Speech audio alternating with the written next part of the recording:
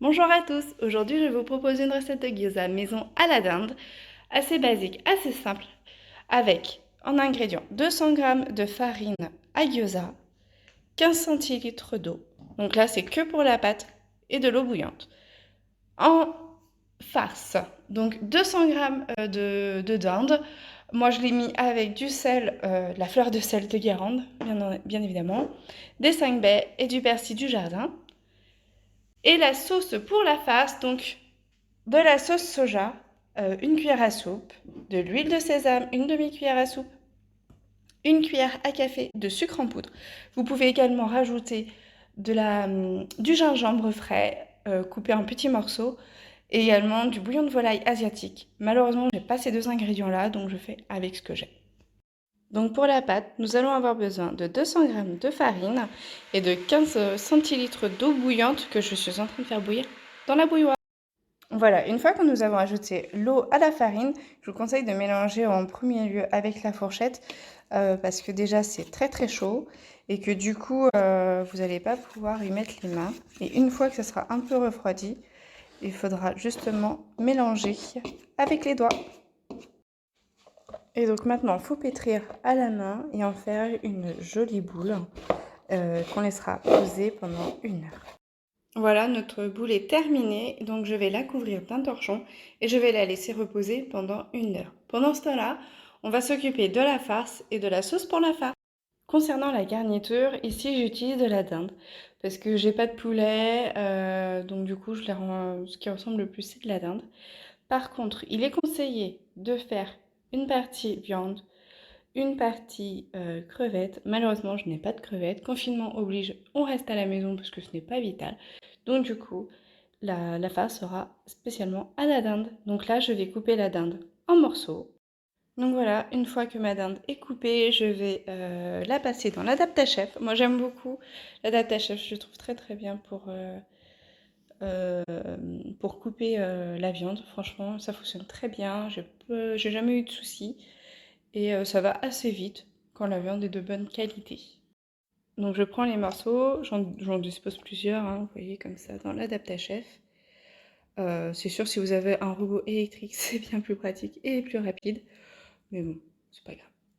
Donc vous voyez que là ma viande est bien hachée, ça sort vraiment nickel, enfin vous voyez il reste pas un morceau, c'est top quoi. À ma farce, je vais rajouter du sel et du poivre et le persil. Donc maintenant pour la sauce de la farce, nous allons mettre une cuillère à soupe de sauce soja, une demi d'huile de sésame et une cuillère à café de sucre en poudre. Vous pouvez rajouter du gingembre frais, c'est vrai que ça élève un peu le goût. Moi là actuellement j'en ai pas, donc bah, tant pis pour moi. Vous pouvez également rajouter du bouillon de poule asiatique. Actuellement j'en ai pas non plus, ça relève un peu le goût de la viande.